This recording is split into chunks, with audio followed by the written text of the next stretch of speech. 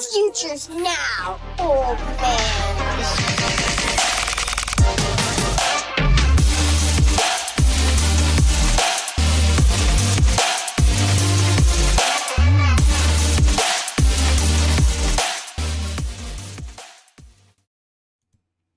What to do? Jose and Jmac here with the week 6 debrief. Jose, what's going on, man? Hey, Jmac. I'm doing well, slogging through this season. Seems like every week something else, to kneecap a team here or there. But yeah, man, been doing all right. How about you? Yeah, I've been hanging in there. I'm dealing with little sickness right now. Fall is officially upon us. That's right. the the sicknesses have infiltrated the schools and now are in our homes. But yeah, I mean, outside of that, I mean, more injuries to the 49ers, which is just brutal, losing Fred Warner for the season, just on par. Just on par with the 49ers and what they're doing. But hey, I mean, CMC is getting stronger, I think, if that's how it works. Um, but yeah, yeah, and then I made a move in Toclan. I made another move. I got Rico Dowdle. I went and picked him up for a third before last week's games. Um, and I was really trying to kind of make room and flip somebody else for a third so that I can kind of call it a wash. But I didn't quite exactly get that. I ended up moving um, Ray Davis and a fourth to get a third. And then I got Rico Dowdle for a third. So I kind of called it a wash. Kind of kept my roster more competitive. And I don't know, man, like Rico Dowdle's looking really good. And word on the street is, like he might just get the starting gig. So I don't know, could feel good. And I thought that was that move definitely won me my week. So it was slick to get there, and hopefully it could pay dividends on the backside of that. Yeah, I mean, he's looking good. I think it's gonna be probably a timeshare. I mean, the NFL has weird things of like you don't lose your job to injury, at least not normally. The Panthers are kind of whatever. I mean, they're 3-3, so I don't think their season's going all that great. But I mean, he's looked good. Which I mean, they played some bad teams on defense, so who knows how much that has to do. I mean, those are two career games, but it's great. I think for a third, that's you're buying wins when you need to. If he ends up being something or the Shuba injury lingers anymore, then that's a running back one that you bought for a third. So that's I think a great move and on any contender, something you should be looking to do. Even if it's for a short time. Rashad White is another one of those guys. Mm. Bucky Irving's going to be out another week. He's got multiple injuries, so who knows how banged up and how good. I mean, he's going to be when he comes back. So those are the type of guys, especially on these dynasty rosters that are pretty long and best, and also if they're best ball where you don't really need to know if you need to start them. Yeah. That's how you burn those thirds, the seconds, or it's easier to buy that production sometimes than the super expensive, super elite talent, when you're contending. So I think that's a great move. I haven't really had much chance to make many moves in leagues. There's a couple where I've tried, but it just feels like everybody's kind of still dead set kind of in the middle of the season, right? Some people are still too afraid to commit to tanking. Yeah, for sure. So yeah, we're just waiting it out. I think last week was probably my worst week in terms of L's I took, some pretty bad ones. So but we keep churning along. Now Yeah. we're on to lucky week 7. So hopefully that brings better things for everybody around. Yeah, definitely. And yeah, I mean, we got apocalypse happening in week 8. So you got to look ahead and get prepared for that if you're not already. So it's gonna be a rough one. Um, but yeah, man, you want to dive into kind of last week's games here and talk about some highlights to the week? Yeah. So I was just looking just for my own, just to check, and I think it's about 7 or 8 of the top 24 picks this year, or kind of where ADP finished, have been hurt or been impacted by an injury. Because I kind of Jamar Chase in there, right? You have Jamar Chase, you got CD, you got Malik Neighbors, Puka now. You had who was it? Lamar Jackson, Brock Bowers, Bucky Irving, all kind of in the end of that end of that second round that have been impacted. And then if you count guys who you were counting on, Saquon, Derrick Henry, maybe Genty, he's looking like he's turning things around. But AJ Brown, like there's almost a whole round of players that have Yeah. just sunk your teams, which is like really unfortunate. I feel like it's more pronounced this year. Like sometimes a lot of injuries, sometimes players just don't play well. But yeah, man, I mean that's the biggest thing I'm kind of taking away. It's not a highlight really, but the Puka news and the Garrett Wilson news, who I didn't mention, right? Two kind of top, what are they, like top 7 wide receivers, right, on the season. I think Garrett Wilson's in there. Now they're going to be gone for several weeks. It sounds like the Puka thing might be a little bit more, and their bye week is kind of placed just right for them to kind of give him an extra week off. So it kind of sucks. Apart from that, some actual highlights. It was nice. CMC continues to do his thing. Genty looked all right in terms of just talking about these top kind of guys. But yeah, man, anything that stood out to you? Any highlights you'd like to talk about? JSN just looks so good. Yeah, I'm trying to acquire him right now, and it's not happening. I'm sending like legit offers too. I think I sent like Genty and a 26 first for JSN and DeAndre Swift in a 10-team best ball. And he was like, "Hey, this is a strong offer, but I think JSN's that guy." And I was like, "Yeah, me too." Like, yeah, I was trying to, act on our own advice and go buy high on him. So wasn't enough to get it done, but I'm gonna keep plugging away and see if I can. But yeah, man, he just looks like the real deal over there. Him and Darnold just have such an amazing connection. Yeah, beyond that, I'm trying to think of some other big performers this week that really caught hold. I mean, Dowdle again, just that was pretty amazing. If you caught a hold of that. Um, yeah, it was a rough week fantasy wise. Like a lot of the studs kind of fell flat, which was hard to stomach. And then you lost Egbuka to an injury, you lost Puka to an injury. Right. It was kind of brutal all around. Um, but yeah, I mean, I also want to call out Mahomes again. Mahomes is just on fire, tearing it up, and then he gets Rashi Rice back this week. So I have a lot of scenarios where I had Puka and Rashi Rice or Agbuka and Rashi Rice. So I'm just kind of like switching them in and out of the lineup now, which is kind of nice in those leagues where I have them. Um, but yeah, I'm excited to see Rashi Rice get back on the field with the way Mahomes is playing right now. How do you feel about Mahomes and the Chiefs in general? Yeah, I mean it's wild because the NFL feels, in terms of like actual NFL, it feels really weird. Like the teams that you'd think would be in a top of divisions. I mean, you got the Chiefs at 3-3. You got the Bills at 4-2 behind the Patriots that they just lost to. So the Commanders are 3-3. Packers are 4. Like there's just weird kind of topsy turvy. 49ers with all their injuries are still somehow top of their division. So it's just a weird for football. But I mean, it's good to see Mahomes. We've been talking about him. He's kind of really bounced back as a fantasy asset. He's running a lot more. And I think with Rice, it's just going to get better, right? We've seen Worthy and Kelsey has actually been quietly a pretty decent tight end. So I think it's only going to get better. And I'm excited. I don't have a ton of Rice, but I have a few spots where I desperately need him. Hmm. So I'm hoping he's going to be that injection and that kind of league winner that we've kind of been talking about.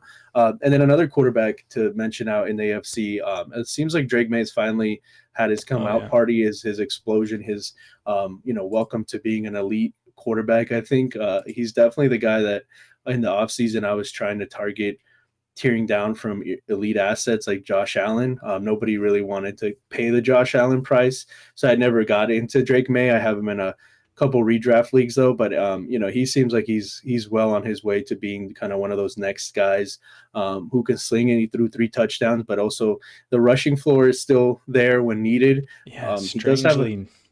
Sorry, yeah. go ahead. No, he also has a fumbling problem, which he needs to clean up because every time he seems to run or his pocket awareness, I'm not sure his ball security is not that great. He continues to fumble, but I mean, he lit up the Saints. He beat the Bills the other day last week, so I definitely think that's somebody to keep your eye on. Maybe he's still on Yeah. waivers, maybe something like that on redraft, but he's definitely a guy you can probably pick up and not have to stream for the rest of the year. I don't think. Yeah, no, he's great. Yeah, you mentioned the rushing floor, which is just weird. It really hasn't been there for him. I mean, you have guys like Mahomes and Baker who have like more rushing yards than he does, which I don't know if it's by design, and if they're asking him to like stay in the pocket more and do it. Either way, he's getting it done, which is great. And you know that he does have the legs, so maybe that just comes with comfortability in games and just getting a better handle on the offense and knowing when to go and when to throw. But yeah, May is the real deal. I have him in a few places and happy about that. Yeah, and I mentioned Baker. Baker is, I think, topping media headlines right now for the MVP candidate because honestly, it just feels like he's kind of get by elimination. Like no one else is really kind of stepping up to do it. And I don't know, man. Like I like Baker. He's really fun to watch. And I'm like hesitant to kind of even say this, but it's like he's just. I feel like he's kind of beaten up on bad teams, which maybe isn't completely fair. He's played some good ones, but that have also been really hurt. Like the Niners, um, like when he took off on that 3rd and 14 and made that first down. I think I've seen that play like 2 dozen times, just because like the media is just loving that play and what it meant. And I'm like, guys, like it's the Niners defense, which is just lost Fred Warner, and it doesn't have like a strong core to kind of and he ran for it. It was a good play. Like don't get me wrong, it was an awesome play, but I'm just kind of like it feels a little overblown to me, and I'm kind of wondering if the shoe's gonna drop a little bit, especially with just the continued injuries that has happened to him. No Bucky Irving, no Egbuka, no Evans, no Godwin. Um, and I mean, he's been getting it done, but I'm kind of curious to see how that plays out if he, runs into a better defense here. I don't know. Seems crazy to say. Yeah, I mean, I think it's a little bit of both, right? Like the fact that nobody is really playing at an outstanding level and some of the elite quarterbacks that we normally have in that conversation are not necessarily there, or they're I think there's like Dak, right, or Mahomes or Allen. Lamar's been hurt, but they just don't also have the record, right? He has what, like Yeah. a 4-1, so he has the record, which is kind of weird that that's like also one of the biggest things. But I think the fact that he's done it without his weapons, right? His main weapon, Mike Evans, has been hurt the last couple of weeks without Bucky. Now he's going to have to do it without Egbuka, maybe without Egbuka, Bucky, um, Evans, and Mike Godwin. Evans. Yeah, or and Godwin, who's hurt, like pretty much doing it without everybody. They play the Lions, so that's going to be a good test coming up Mhm.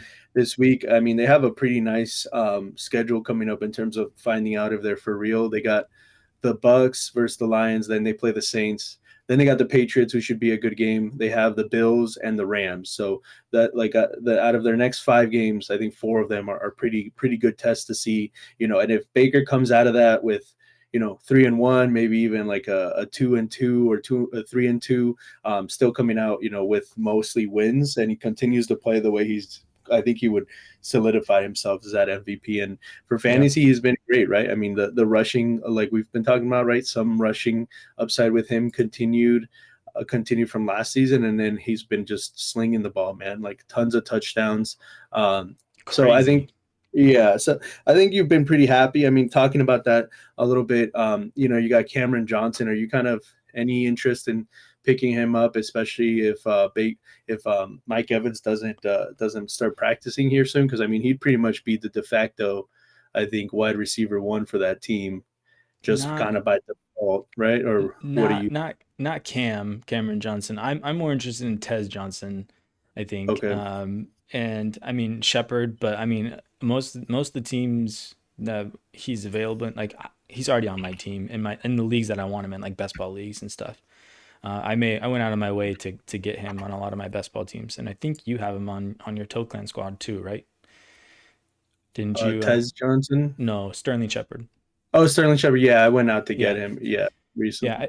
I think he'll be the biggest benefactor. He's been kind of playing as the wide receiver three on the team, even with Egbuka and Evans and Godwin are already healthy. So I think he's going to be the biggest benefactor, and then Kate Otten probably, and then yeah, Tez Johnson is probably the field stretcher guy. That Cam Johnson guy, I don't know. I'm not buying into it. I think I need to see another week there.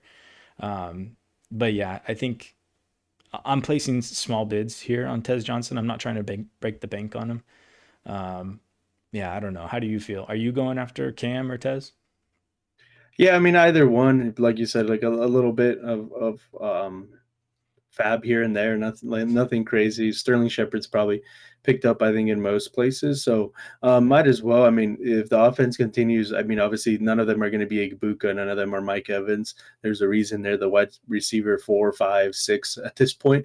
But if the offense continues and Baker's going to continue to sling the ball and they're going to, count on him, then somebody's going to have to catch those passes. So, Yeah, I'm okay, especially in a best ball format, throwing for sure. whichever guy you believe in the most, and even in a redraft, maybe you're dealing with some of these injuries, and the buy apocalypse like you're talking about coming up in a couple weeks, like maybe it's worth it. I don't know. I don't know if they're one of the teams on buy. Hopefully, not. But either No. way, like I think it's good to just pick up these guys and see, because maybe they're a good fill-in, right?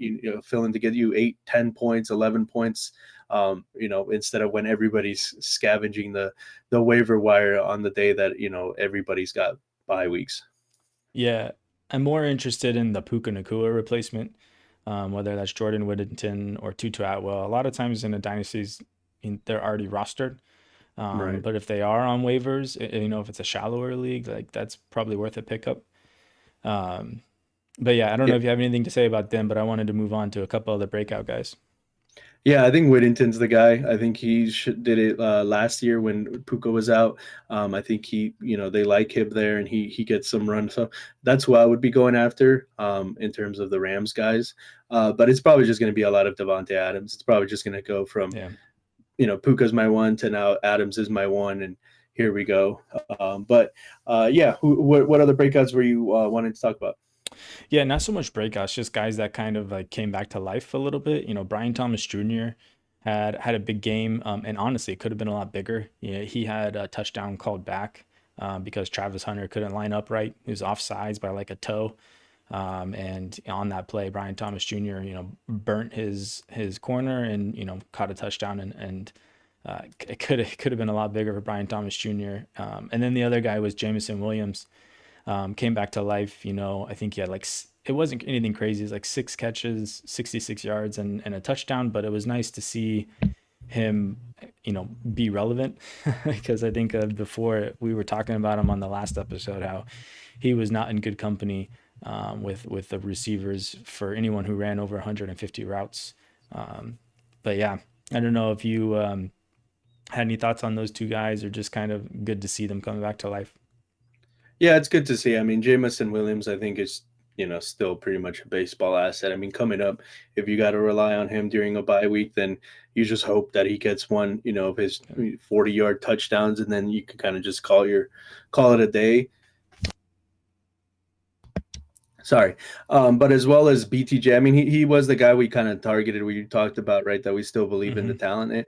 And you see it, right? Every play is just about, will Trevor Lawrence get him the ball? He still also had some weird drops, like just kind of Hmm. things you're not really expecting from a guy that talented and you didn't see last year. So you wonder if mentally or physically there's still something kind of Something, yeah. lingering. But it was nice to see, right? Because I mean, I think he's on a lot of dynasty rosters where people are probably or were probably panicking. So it's nice to get that kind of like calm that you could kind of see, like, okay, this thing can still work, but for me personally, I don't have either of those players, so it's kind of like just good to see for Whatever. fantasy football in general, right? Like you want good players, you want it to be exciting. The more players that are relevant, the more trades you can make. So even if you don't have a player, it's cool to just see a talented guy like Brian Thomas Jr. come back and have a nice game.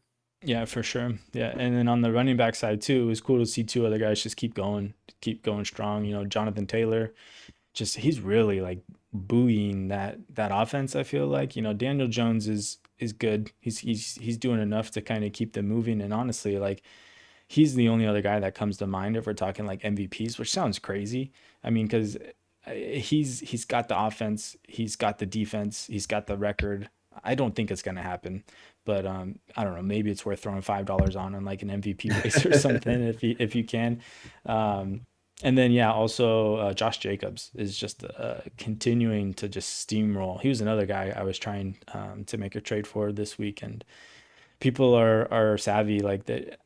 I don't know. I think the guy was being a little unreasonable on what he was asking. Is he's valuing the production too much over what I was offering in dynasty value. But yeah, man, Josh Jacobs just we called it out in the last episode as a good buy for a contender, and man, he just showed why right there too. He was sick that game too, I'm pretty sure. Yeah, Jacobs is awesome. I mean, honestly, he kind of felt like somebody in redraft with Jonathan Taylor. These kind of guys kind of felt like the same. They were kind of slept on their production from last year. At least JT was, kind of the back 4 games into the playoffs of the fantasy season. But people had kind of seemed like they forgot what he was about, right? Mm, He was a running back one a few seasons ago. He was marred by injuries. And then Jacobs, it just feels like he's the guy that people just don't want to believe in, right? It kind of almost like yeah, kind of the Baker, like they don't want to believe that he's legit, that he's actually elite. You hear about the best running backs in football, and obviously Bijan, Gibbs, Barkley, when the Eagles aren't being just atrocious play calling, are the top guys. But I feel like Jacobs gets a little disrespected there, and so does JT, honestly. And I think they're proving right now that a lot of people kind of slept on them. Their production. There's literally not a single player that's going to touch a snap from them besides when they need a breather. And that was it. That was the thing coming into the season, right? So I think it's awesome. I mean, I have tons of Jacobs, so that's great. I try to nice. acquire him in more places, but people now in this time of dynasty, especially if you're a contender, like you got to be realizing that like people are going to look at your first and your record and they're going to be like, man, that's not that enticing. So it's just one of those moments where your first is probably at maybe the lowest point, or maybe right at the deadline when you are for sure like one of the best teams is maybe a little bit lower. But you just got to know that, hey, you're going to maybe have to throw a third or some sort of extra piece to sweeten it, to buy players that you could normally buy with a first earlier on in the season. So just something to keep in mind when you're out there Yeah, making trades. If you're a contender, everybody pretty much knows it, unless you're like a sneaky fifth place and you're trying to make a move because the landscape, or you're trying to jump in there. But if you're at the top 10-0, 5-0, 6, that whole thing, like people know, you're not normally playing with people that have no idea what's going on. So just be aware that it's going to take a little bit extra. And honestly, if you're willing to pay a first and a third is really not that big of a deal. A first and yeah. a equal value player of a third, it's like just get it done, right? Like find that Mhm. kind of bottom of the barrel, still relevant player to somebody and throw them in there, right? Like if you're gonna go for it, might as well go for it. Don't let like the third of value or even a second to be the deterrent. If you pay a little bit extra at the end of the day, you got the player you wanted, then go win the championship, right? Like that's kind of some of the stuff we've talked about on previous episodes, but that's just how I feel about it when you're playing Dynasty. Yeah, no, I mean, you kind of have to have that mentality of, don't play scared, and, go get the guys that you believe in and make it happen. It's just a hard balance sometimes to do, to juggle that dynasty value and the production, to kind of get you there because you can't just burn it all and, just lean too hard into production. There's a fine line that you got to walk, which I think you're really good at. I admire that. Yeah, and I mean another running back that you mentioned too, Bijan, just had a crazy week, and Drake London, like, and really that was odd. They were the only two Yeah. that that produced, and then they ended up losing that game, right? No, no, Pretty they sure. upset the Bills. They beat them. Oh no, yeah, okay, sorry, yeah, I was thinking of the Chicago game. Yeah, my bad. Um, yeah, Atlanta went off. I had Bajan in two leagues where I needed him to go off to win. So that was really nice, I opened the my phone and I was like 81-yard touchdown. I was like, let's go. Yeah, I mean that was impressive. You just saw the pure athletic ability that he has, and man, I don't know who does he pay the NFL? How does he always get like the coolest shots? Like he seems to be the only guy that gets like that over the top, like over his head, like the wired camera following him when he does something sick. Like I think it was last year, maybe his rookie year, where he had that spin move One-handed juke, catch. Yeah, yeah. one-handed catch. Like I don't see anybody else getting that treatment, man. That guy just, I don't know what happens. The camera just follows him in a magical way. But yeah, I mean, Bijan's awesome. I have none except in that redraft league where we're actually currently redrafting in the middle of the season, where I picked him up. So that's going to be my only share.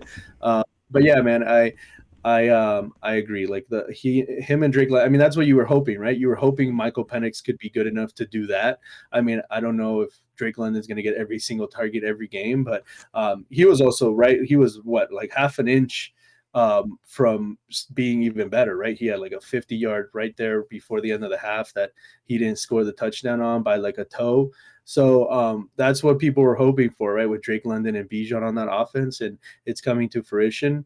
And then, yeah, that other Monday night game, another upset. I'm not sure what's going on with the Commanders, but Yeah. the Bears look pretty decent. The Commanders kind of just gave that game away, but yeah, man, it's exciting if you have Bijan because that man is any moment he can bust out one of those 80-yard touchdowns. Yeah, it was good to see because I mean it hadn't happened. He'd had a lot of solid games, but this was the first, blow up game where you were hoping, you see a lot of these, so he could be the wide receiver or sorry, the running back one on the season. Yeah, and like the Commanders, they're hurt, man. I mean, no Terry, Debo was battling injury. Like you have Luke McCaffrey making plays and David Moore. I mean, Zach Ertz he's gonna die out there just getting the amount of targets he's getting. But yeah, man, I mean the Bears look good. They look different.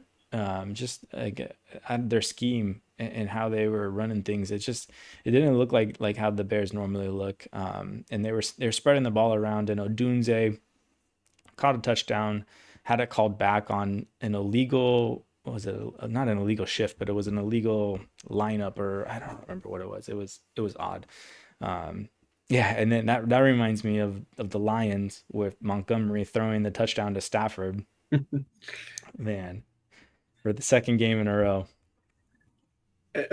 Yeah, I mean, it would be wild if he was throwing it to Stafford. But yeah, Goff caught it off the back of Oh, sorry. Yeah, thank you. Amon Ross St. Brown's head and went in. And it was just like, man, like, and they also took like 3 minutes or something conferring.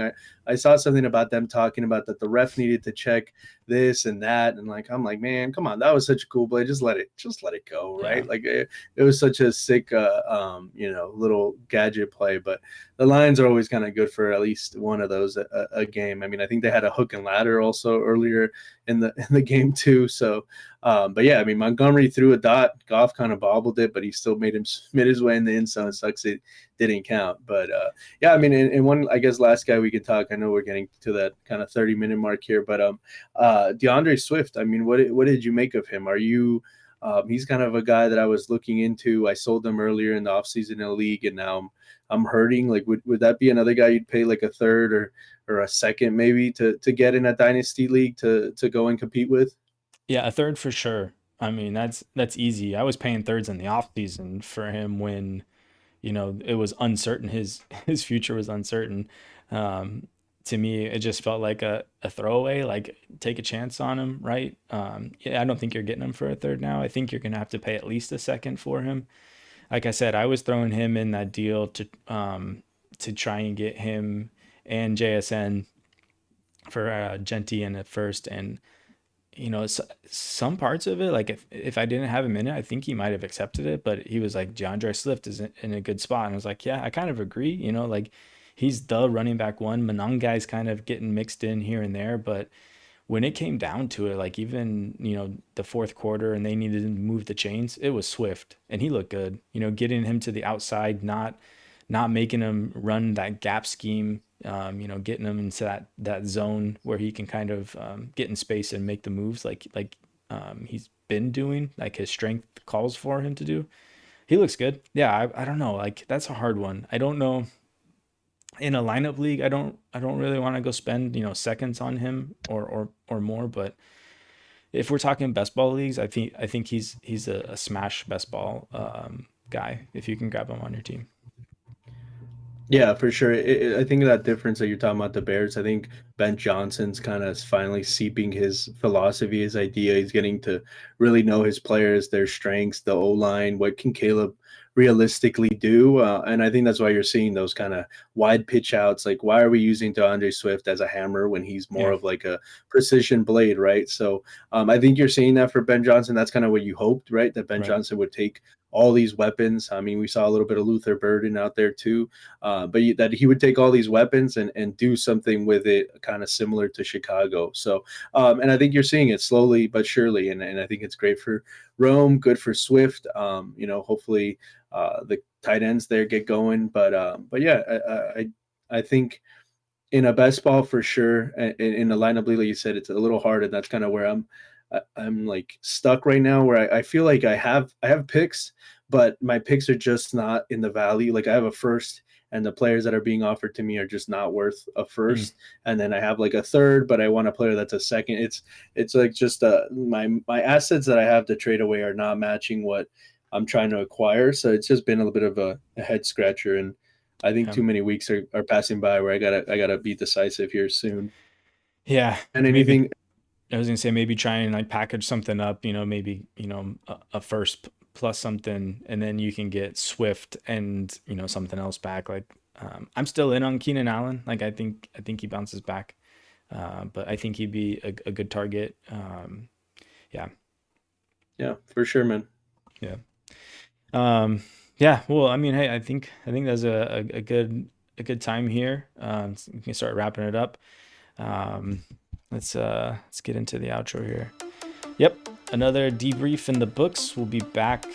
This we'll be taping on Friday, but then we'll be releasing it on Monday, and we'll be talking strength of schedule and kind of looking forward to the rest of the weeks here as we approach the halfway mark of the fantasy football season, regular season.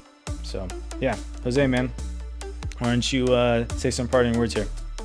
Yeah, as always, guys, look for us on YouTube, Twitter, um, follow us, Spotify. Drop a comment if you can. We love to interact with you guys. Give us a thumbs up. Takes 2 seconds out of your time. Really appreciate it. And yeah, man, thank you guys for catching with the debrief, and we'll see you guys on Monday of next week. Monday. Can't wait. All right, guys. Peace out. We'll see ya. Have a good one.